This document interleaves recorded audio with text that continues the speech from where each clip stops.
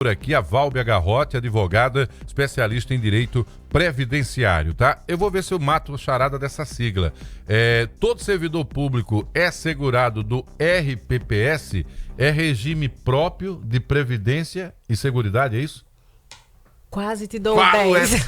O S é o quê? O S é o quê? Quase te dou um 10, mas eu vou lhe dar um 10 porque você é um aluno assim, muito esforçado. Você meteu a sigla aqui, mas considerando que eu sabia, eu vou chutar.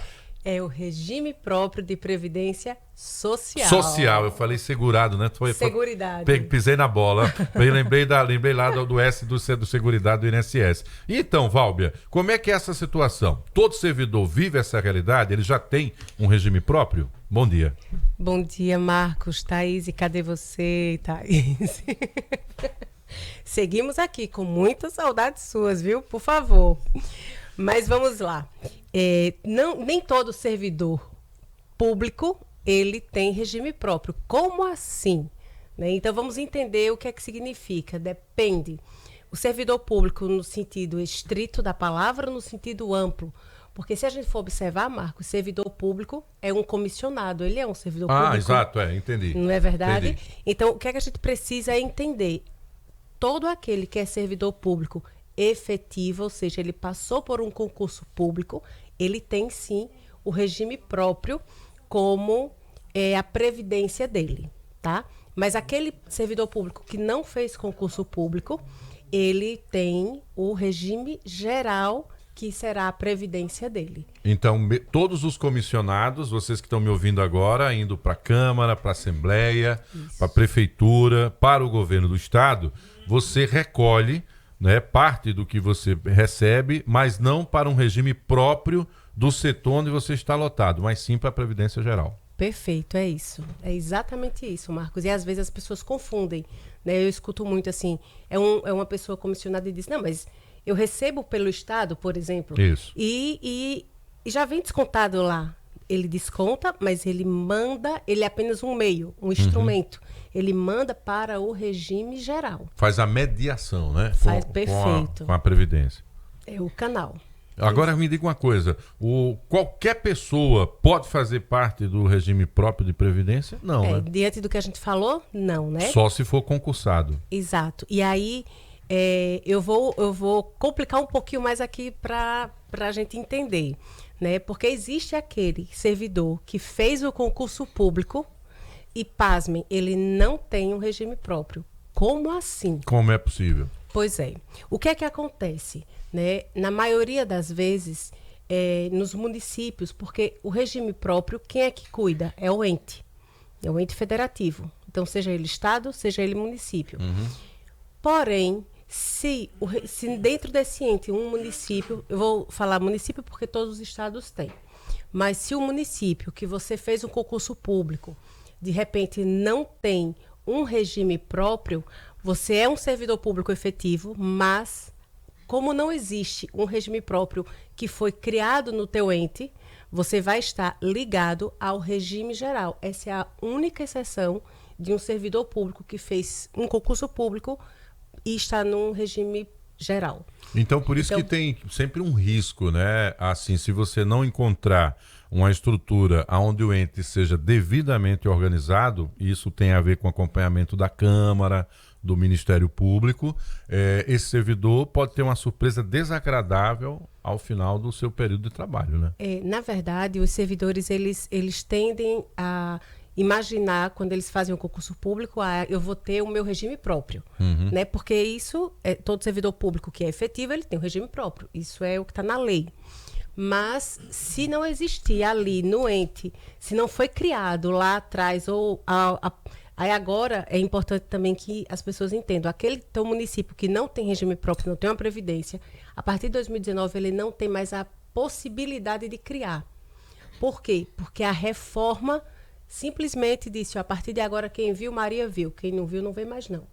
Então, isso é até uma questão que é discutida, Marcos, porque assim, você não pode chegar e impedir, né, que um ente crie o teu regime próprio, mas aí é conversa para um outro momento. Dá com certeza outro programa, né? Mas na prática, a Previdência Se não existir hoje uma previdência própria dentro do teu regime, desculpa, do teu município, pós 2019 não existirá mais. Então vamos lá, considerando aqui que você foi bem ampla já na sua fala e a gente deu esse exemplo só para chamar a tua atenção, as regras para esse regime próprio são iguais às do INSS, percentuais, acumulados, como é que funciona isso? O que é que tem acontecido ao longo das reformas? Antes, no regime próprio, elas eram regras totalmente diferentes. Totalmente. Hoje, elas não são idênticas, mas algumas coisas elas se parecem. Por exemplo, aquilo que a gente já conversou, os 60% que começa a contar, os 60% da média, o cálculo da tua aposentadoria. Existem entes que hoje, pós-reforma, essa é o percentual, é o coeficiente que vai ser aplicado. Mas tem um detalhe. O regime próprio, ele é muito específico. Por quê? Cada ente pode ter a sua regra própria. Então, eu não posso chegar aqui para você e dizer assim, as regras são iguais ou as regras são diferentes. A grosso modo, de um modo geral, elas são diferentes, tá? As regras quanto a cálculo que você falou, certo, elas são diferentes. Porém, depois da reforma, existem entes que fizeram a mesma forma de cálculo. Agora, se você me perguntar, mas Válvia, e os requisitos das aposentadorias? Aí sim, eles são bem diferentes. Sabe por quê, Marcos? Porque, veja, no regime geral, o que é que ele pede? A lei pede apenas tempo de contribuição, idade, e aí vai variar. Regra de pontos, aí vai variar a idade progressiva, terão essas nuances, mas os requisitos giram em torno de tempo de contribuição e a idade da pessoa e a carência. Já no regime próprio, nós vamos ter tempo de contribuição, nós vamos ter idade, mas nós também vamos ter outros requisitos que são adicionados aí para quem é servidor público que está nos ouvindo agora, que é tempo de carreira, tempo no cargo. Então, tempo de efetivo serviço público é diferente de tempo de contribuição? Porque existem regras do servidor público que ele precisa necessariamente ter um tempo X de efetivo serviço público. Ou seja, ali, como servidor público. Mas ele pode pegar um tempo de contribuição de um outro trabalho que ele fez antes de ser um servidor público efetivo e trazer. Mas ele não é um servidor, ele não é um tempo de efetivo serviço público, percebe? Então vamos falar desse servidor, tá, que é o que pode levar o tempo de trabalho para o INSS. Perfeito. O que é que acontece? Uma outra diferença que é importante entender entre os regimes. O servidor público, que hoje ele está ali ativo, está trabalhando, mas ele teve uma vida anterior na iniciativa privada, antes do concurso público, ele tem aquele tempo. Então, a primeira coisa, e isso tudo, Marcos, perceba a quantidade de nuances, né, de detalhes que existem. E gerando existem. códigos, né? Porque eu vou dar o meu exemplo, a partir do momento que a gente conheceu a Válvia, e ela falando tanto, e eu jurava que estava tudo bem resolvido, que tudo é digital, e não é bem assim. Quando você vai pegar o mapa astral, abre aspas, né, só para dar um exemplo para você, da história do trabalhador, você vai vendo que os locais onde você passou, nem todo mundo foi tão perfeito com a prestação de contas sobre a sua vida, e aí é onde as coisas se complicam, né, Válvia? Exato. E aí, por isso, a importância de planejar, a importância de você se antever ao problema que existe numa possível, quando você for para a aposentadoria, e que bom que eu fico feliz em saber que despertou isso em você. Então, eu espero que, assim como com o Marcos aconteceu, vocês que nos ouvem também comecem a despertar. Peraí, como é que está a minha vida previdenciária? Né? Porque o que acontece? Esse servidor público que você bem exemplificou, ele trabalhou na iniciativa privada, ele pode pegar esse tempo e trazer para hoje, onde ele está no serviço público? Pode. Então, mas... E esse servidor público, vamos imaginar que ele pediu exoneração. Ele não quer mais, vai abrir uma empresa ou vai trabalhar em alguma outra coisa na iniciativa privada, cansou de ser servidor público. Aí ele pode pegar o tempo do serviço público e levar para a iniciativa privada? Pode. Mas por quê? Porque ele foi exonerado, ele não está mais. O contrário, se ele está hoje trabalhando e ele quer levar, vamos imaginar que ele tem, eu já vi isso, foi até inclusive uma procuradora, que veio falar comigo, ela tinha 40 anos de tempo de contribuição, entre o tempo que ela ficou de iniciativa privada e o tempo de servidora pública. E aí ela queria desmembrar, pegar um tempo de servidora pública e levar para a iniciativa privada, ainda enquanto trabalhava. Aí isso não pode. Então, são detalhes que as pessoas precisam entender. Quando é que eu posso levar? Eu posso levar tempo de um lugar para outro? Posso.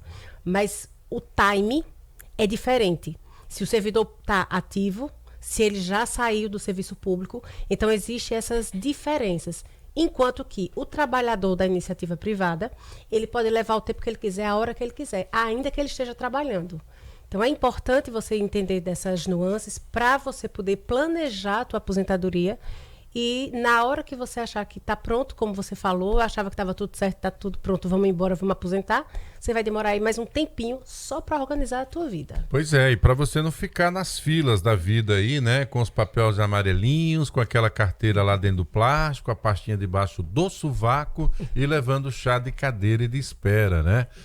Conversando com uma pessoa que está na Bahia pelo telefone para agendar a sua reunião, a sua ida com o servidor, que vai sentar e olhar para você, dizer um bocado de código e dizer o que você não tem. Olha que coisa. E você descobrir na hora que você está mais cansado, às vezes, né, caminhando com dificuldade e já com algum problema de saúde adquirido. Então, faça como eu, mexa-se, converse com um advogado previdenciário e veja a sua VP. O que é a sua VP? A sua vida previdenciária. Então, valeu. Muito bem. Válbia Garrote, obrigado pela sua presença e, claro, quarta-feira ela está de volta trazendo algum tema relevante e interessante para você. Boa semana, semana produtiva. Obrigada, obrigado, Válbia. Deus abençoe a todos. 7h18. Fica aí que eu tenho uma orientação para te passar. 7h18, ó, para todo sonho de viagem, o mês do consumidor